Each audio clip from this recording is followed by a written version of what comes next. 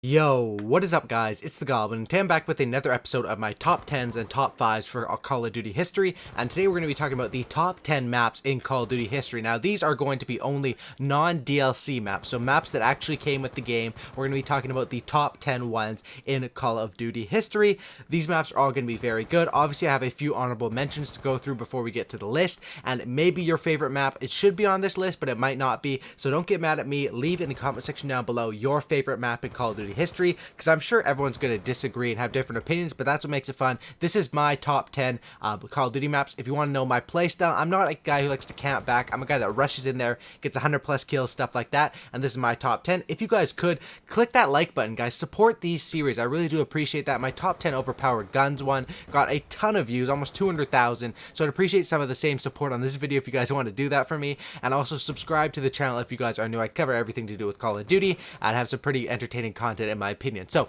let's get right into this list. First of all, what we have to go through is the honorable mention. So let's start off with my first honorable mention. I have 4 of them. The first honorable mention is Slums. Now Slums is a great map from Call of Duty Black Ops 2. This one was great for public matches. This one was great for competitive. This one was great for search and destroy. And these are really the kind of maps that I think Call of Duty needs more of. Maps that work for everything, man. It seems like a lot of times Call of Duty makes maps that were just for competitive or just for snipers or just for public players. You know what I mean? This map Slums was really for everyone, and that's why it makes its way into the honorable mention. Unfortunately, there's so many good maps through the history of Call of Duty that even great maps are going to be on this honorable mention. But shout out to Slums, a great map in Black Ops 2, and all the competitive hardpoint players will remember that one and remember how fun that map is, Slums from Black Ops 2.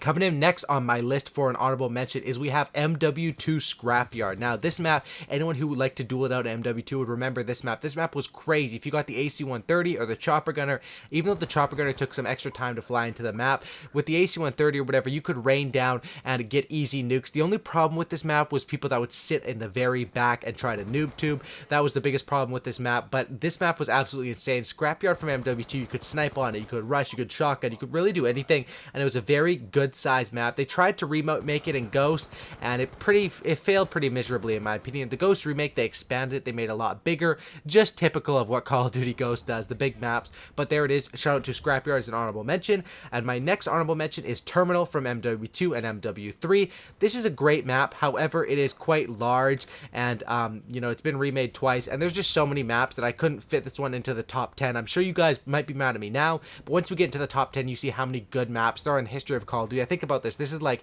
more than, I don't know how many years this is of Call of Duty. This is like 10 Call of Duty games into one, picking out the best maps and the best 10 maps, and it's pretty hard. But shout out to Terminal for the honorable mention. A great map that came back into MW3 as a DLC, but it was originally in MW2. And then my last honorable mention is Advanced Warfare Solar. Now, Advanced Warfare, it had a lot of flaws, but to be honest, the maps were very good, and Solar was one that I would always get super excited to play in any game mode. I absolutely love that map, and that's why it makes its way onto my honorable mentions. Let's get right into it, guys. The top 10 real maps. Coming in at number 10, we have Dome from World at War, not Dome from MW3. Now, World at War, this is a pretty old map. Some of you guys may not have played Call of Duty this old, so I'm going to show quite a few pictures for the real ones on the list, so you guys can kind of jot your memory, or maybe you've never heard of the map. I'll explain it to you guys. Dome from World at War was a super small map. It basically had an outside part and an inside part, and they were both very similar and very small, and this map was absolutely crazy, hectic stuff. This was the, you know, the OG 1v1 map. If you wanted to do a 1v1 snipers or a 1v1 MP40s or knifing or whatever,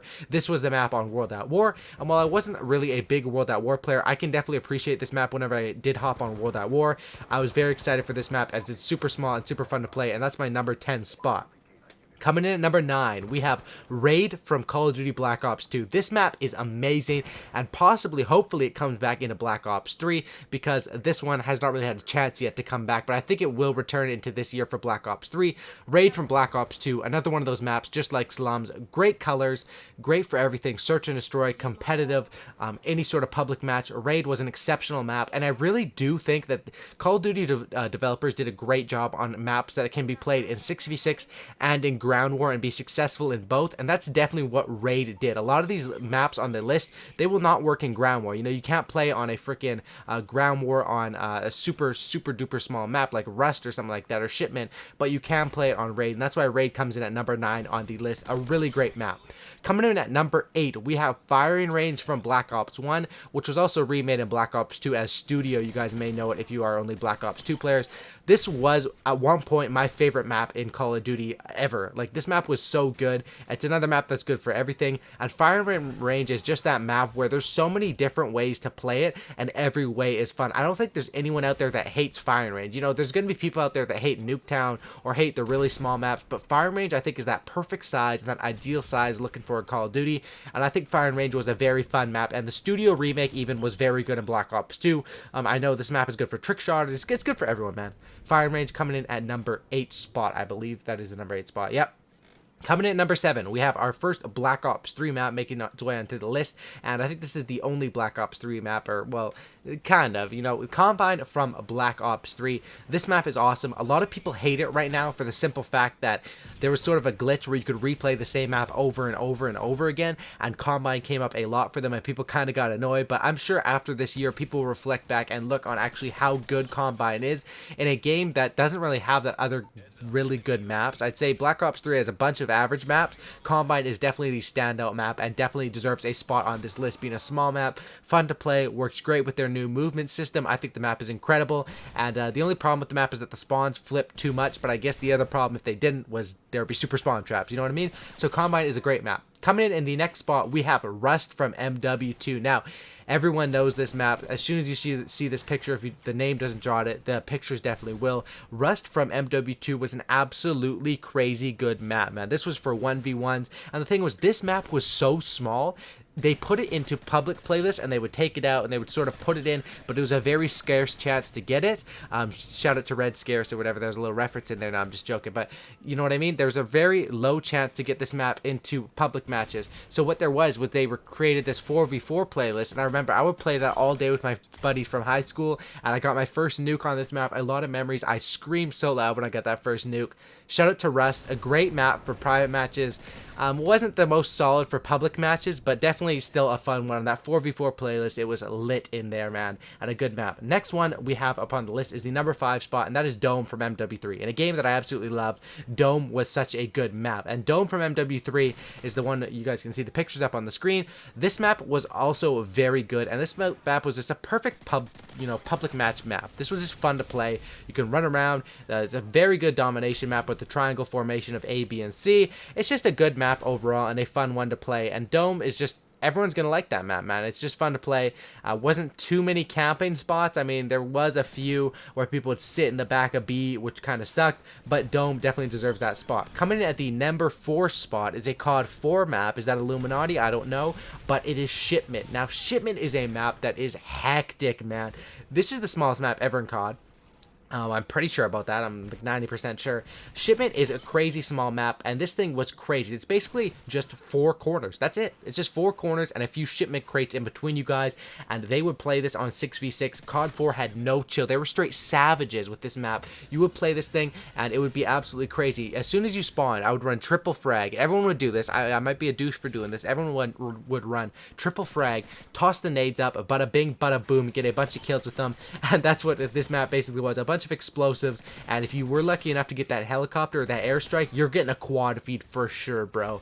Shipment is an awesome map. Coming in at the number 3 spot. Now, all these top 3 maps are absolutely crazy, and hopefully, I'm going to have some disagreements with the placements and stuff like that, but hopefully your favorite map was on this list. Number 3 is Hijacked from Black Ops 2, which was also remade into that Black Ops 3 Skyjack. Now, I wasn't the biggest fan of Black Ops 3 Skyjack, but BO2 Hijacked was incredible, man. The map was amazing, and the map was a lot of fun to play. You know, BO2 and BO3 have so many similarities. It's absolutely crazy. Basically, Hijacked was sort of like the combine of BO3 is like Hijacked and MW2, but Hijacked was probably a bit more of a fan favorite. Hijacked was so fun to play, and it was just a great map, man. Everyone is in the action all the time, and that's what Call of Duty is all about. Hijacked definitely brings back some good memories, getting some double nuclears up on there, and if you were lucky enough to get that swarm, if you got those kill streaks, the swarm and the dogs combo, there was basically no helping from it. Even campers liked this map. They'd post up in the top of the buildings. Snipers could hit their clips on this map. Everything was good about this map. Wasn't at all a competitive map, though. That was just another fun public match map with Hijacked. Coming at the number 2 spot is actually now a COD Ghost map. Yes, that is weird to say. The number 2 map of all time, in my opinion, is a COD Ghost map, and it is Strike Zone. No, it's not Stonehaven for you Stonehaven fans. I'm trolling. No one likes Stonehaven, bro. It's the worst map ever. Strike Zone is absolutely incredible, man. Strike Zone is a map that, in a game where the maps are really bad, it kind of makes Strike Zone look better. And Strike Zone is kind of like a Dome remade. It's got the same sort of flow as Dome. It seems like they copied half of it from Dome and freestyled the other half. Strike Zone is a good map, and the reason why this had to be number 2 on my list is because COD Ghost was a game that, without this map, it would have been really bad, and I think Strike Zone 24/7 is still even in COD Ghost right now. And COD Ghost, I mean, it wasn't the best COD ever, so some people do think it's a really bad game, but basically, this map sort of saved it for me. Me and my buddies would just play this map over and over and over again because it was the most fun map in the game, and that's why this comes in at number 2 for me.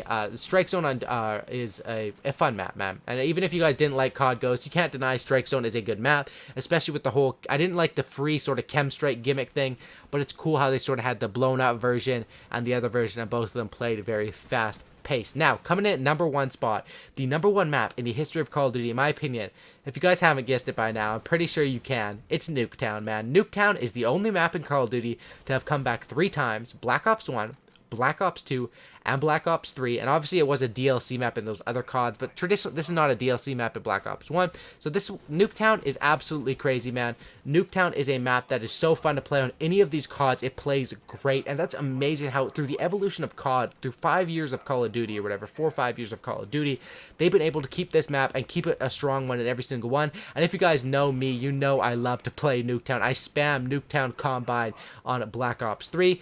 Nuketown is a super fun match to play. I've gotten 100 plus kills on it on every single game, Black Ops 1, 2, and 3, and it's just an incredible map. So hopefully this video was good. Hopefully I got your favorite map on this list. If not, let me know, or even if I did get your favorite map, let me know yours down in the comment section down below.